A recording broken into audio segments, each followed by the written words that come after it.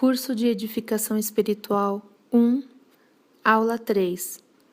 Jesus, o Plano da Redenção, Parte 2. Item número 7. As profecias messiânicas. Podemos fazer uma revisão bíblica do que foi predito pelos profetas sobre a vinda de Cristo, o ungido de Deus. Foi pela revelação do Espírito Santo que vários aspectos da vinda do Senhor Jesus foram anunciados. As profecias serviram para endossar, diante do seu cumprimento, que Jesus é o Salvador prometido, o Filho do Deus vivo. Abaixo, listamos algumas profecias descritas no Velho Testamento que predizem a vinda de Jesus, relatadas em confirmação no Novo Testamento. Nasceria de uma mulher. Profecia. E porei inimizade entre ti e a mulher, e entre a tua semente e a sua semente. Esta te ferirá a cabeça, e tu lhe ferirás o calcanhar. Cumprimento. José, filho de Davi, não temas receber a Maria, tua mulher, porque o que nela está gerado é do Espírito Santo. Jesus traria justiça aos gentios. Profecia. Eis aqui o meu servo, a quem sustenho, o meu eleito, em quem se apraz a minha alma, pus o meu espírito sobre ele, ele trará justiça aos gentios. Cumprimento. E maravilhou-se Jesus ouvindo isso, e disse aos que o seguiam: Em verdade vos digo que nem mesmo em Israel encontrei tanta fé, mas eu vos digo que muitos virão do Oriente e do Ocidente, e assentar-se-ão à mesa com Abraão, Isaque e Jacó, no reino dos céus. Então disse Jesus ao centurião: Vai, e como creste, te seja feito. E naquela mesma hora, o seu criado sarou. Jesus nasceria de uma virgem. Profecia. Portanto, o mesmo Senhor vos dará um sinal. Eis que a virgem conceberá e dará luz a um filho, e chamará o seu nome Emanuel.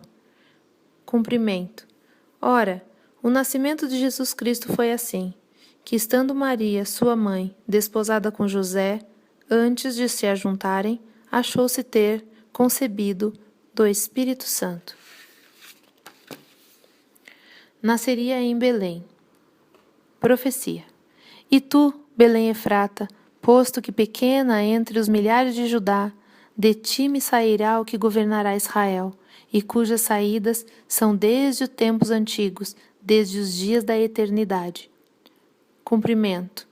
E tendo nascido Jesus em Belém da Judéia. Seria chamado do Egito. Profecia. Quando Israel era menino, eu o amei, e do Egito chamei a meu filho. Cumprimento. E esteve lá, até a morte de Herodes, para que se cumprisse o que foi dito da parte do Senhor pelo profeta, que diz: Do Egito chamei meu filho. Haveria morte de bebês em Belém. Profecia. Assim diz o Senhor: uma voz se ouviu em Ramá, lamentação, choro amargo. Raquel chora seus filhos. Não quer ser consolada quanto a seus filhos, porque já não existem. Cumprimento. Então Herodes, vendo que tinha sido iludido pelos magos, irritou-se muito e mandou matar todos os meninos que havia em Belém, e em todos os seus contornos, de 2 anos para baixo, segundo o tempo que diligentemente inquirira dos magos. Seu precursor viveria no deserto. Profecia. Voz do que clama no deserto, preparai o caminho do Senhor. Cumprimento. E naqueles dias apareceu João, o Batista, pregando no deserto da Judéia. Jesus falaria em parábolas. Profecia. Abrirei a minha boca numa parábola, falarei enigmas da antiguidade. Cumprimento. Tudo isto disse Jesus por parábolas à multidão, e nada lhes falava sem parábolas. Faria milagres. Profecia.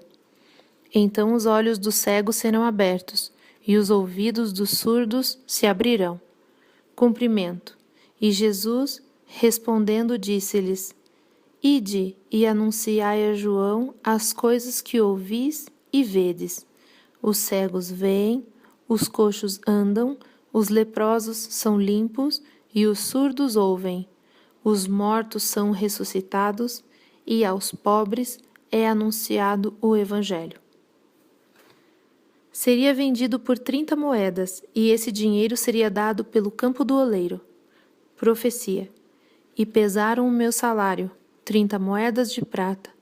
O Senhor, pois, disse-me, arroja isso ao oleiro, esse belo preço em que fui avaliado por eles. Cumprimento. E disse, que me quereis dar, eu vou-lo entregarei. E eles lhe pesaram 30 moedas de prata, e tendo deliberado em conselho, compraram com elas um campo de um oleiro, para a sepultura dos estrangeiros. Teria a aparência de alguém maltratado. Profecia.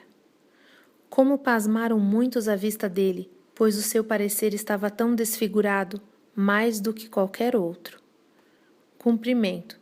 Saiu, pois, Jesus fora, levando a coroa de espinhos e roupa de púrpura, e disse-lhe Pilatos, eis aqui o homem. Suas vestes seriam divididas e sorteadas. Profecia. Repartam entre si as minhas vestes e lançam sortes sobre a minha roupa. Cumprimento. E, havendo-o crucificado, repartiram as suas vestes, lançando sortes. Dariam a ele vinagre. Profecia. Deram-lhe fel por mantimento, e na minha sede me deram a beber vinagre. Cumprimento. Deram-lhe a beber vinagre misturado com fel, mas ele, provando-o, não quis beber. Nenhum osso seu seria quebrado. Profecia. Ele lhe guarda todos os ossos, nem sequer um deles se quebra. Cumprimento.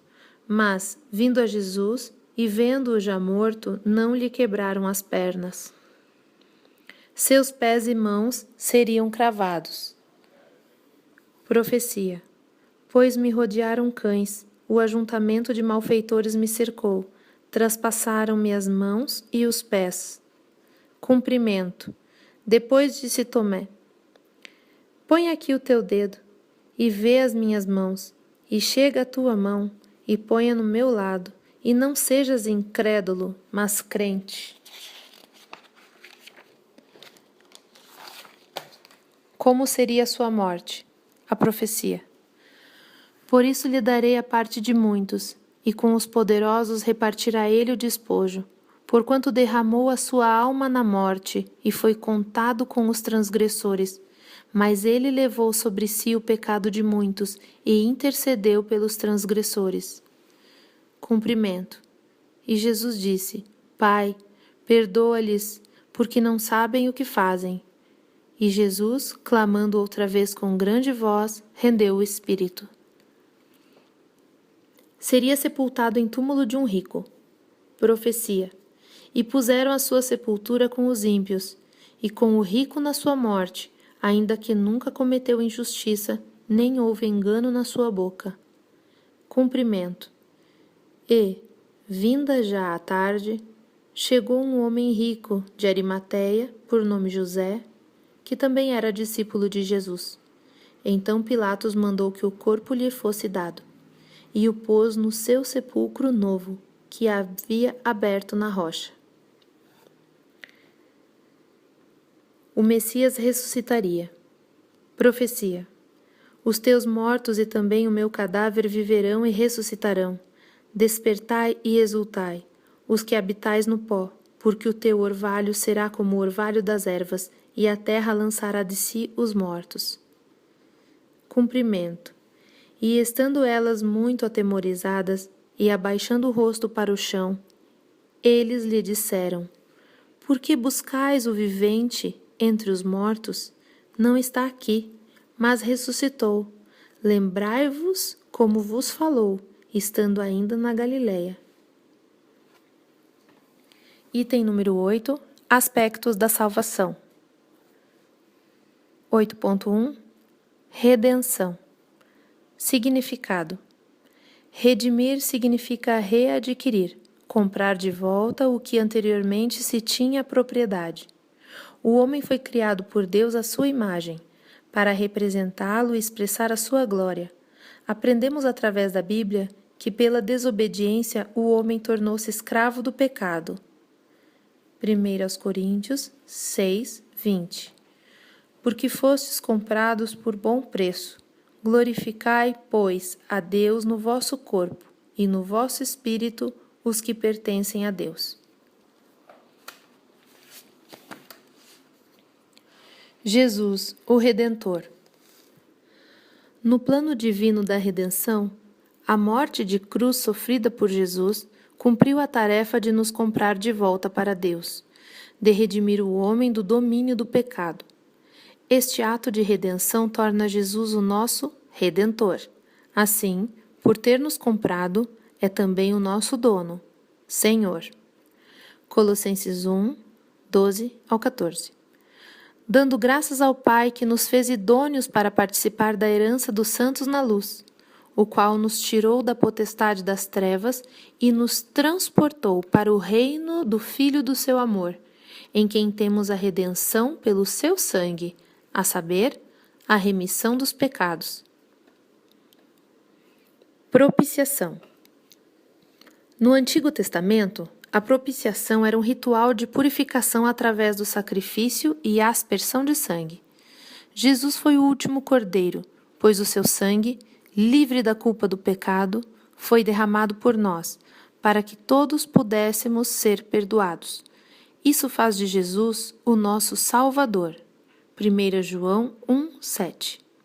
Mas, se andarmos na luz, como Ele na luz está, temos comunhão uns com os outros, e o sangue de Jesus Cristo, seu Filho, nos purifica de todo o pecado.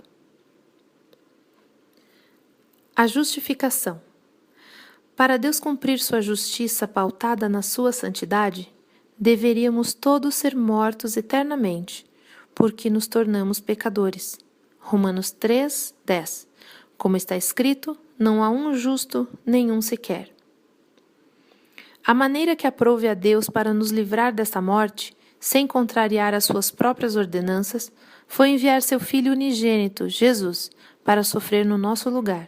2 Coríntios 5, 21.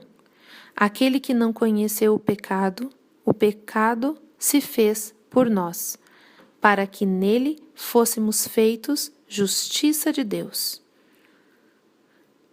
A justiça de Deus feita por Cristo anula toda condenação. Romanos 8, 1. Portanto, agora já não há condenação para os que estão em Cristo Jesus.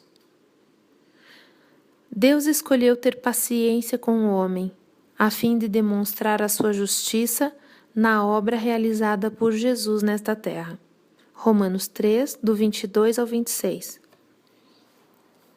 Isto é, a justiça de Deus pela fé em Jesus Cristo para todos e sobre todos os que creem, porque não há diferença, porque todos pecaram e destituídos estão da glória de Deus, sendo justificados gratuitamente pela sua graça, pela redenção que há em Cristo Jesus, ao qual Deus propôs para a propiciação pela fé no seu sangue, para demonstrar a sua justiça pela remissão dos pecados dantes cometidos sob a paciência de Deus, para a demonstração da sua justiça nesse tempo presente, para que ele seja justo e justificador daquele que tem fé em Jesus.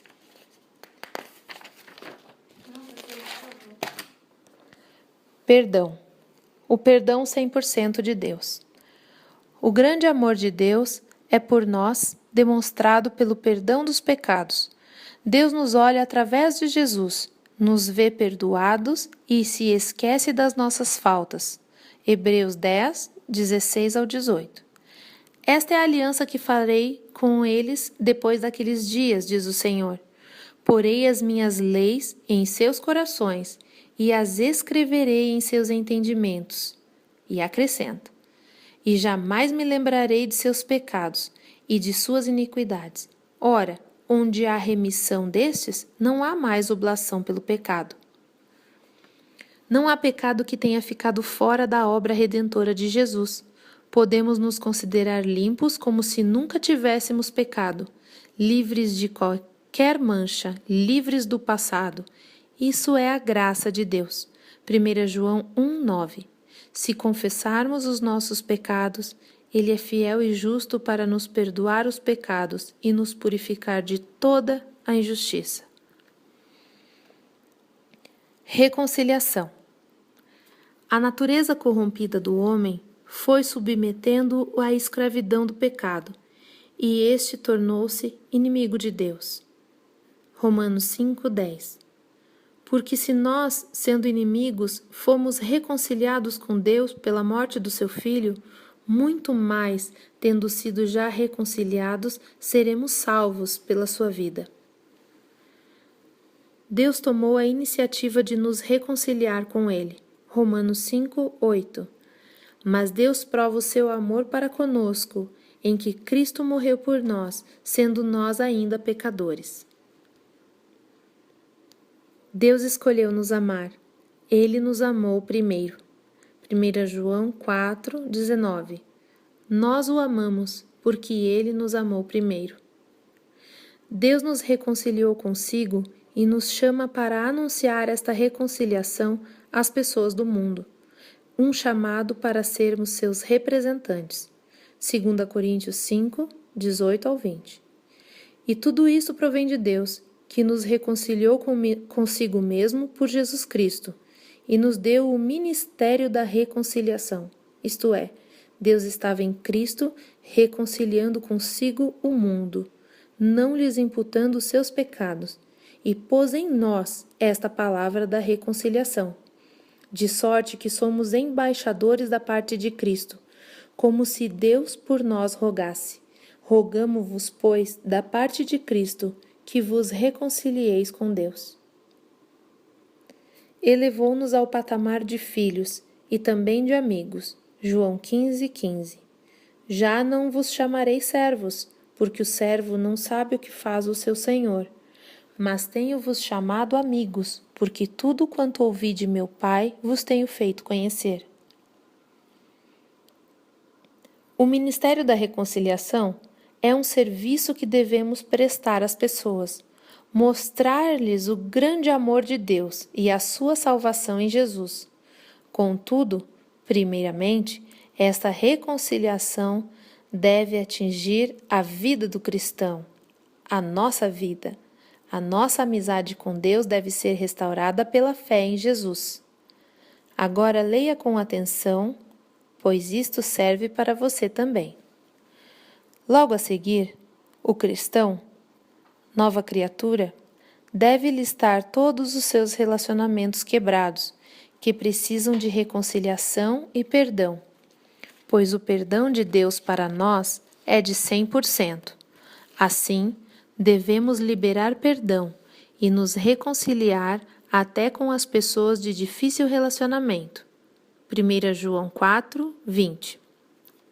Se alguém diz, eu amo a Deus, e odeia o seu irmão, é mentiroso, pois quem não ama seu irmão, ao qual viu, como pode amar a Deus, a quem não viu? Se você está com dificuldades em estabelecer essa reconciliação com alguém, porque precisa antes esclarecer algumas ideias ou desabafar, procure o líder da sua célula ou alguém mais experiente na fé para conversar a respeito. Libere perdão em oração pela fé, e a reconciliação de Deus estará a cada dia mais próxima para sarar todos os seus relacionamentos. 1 Coríntios 13:9. Porque em parte conhecemos e em parte profetizamos. Recado do professor. Resolva os exercícios de fixação propostos.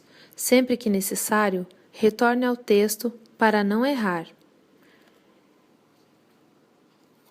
Essa aula 3 compreende o módulo até a página 28.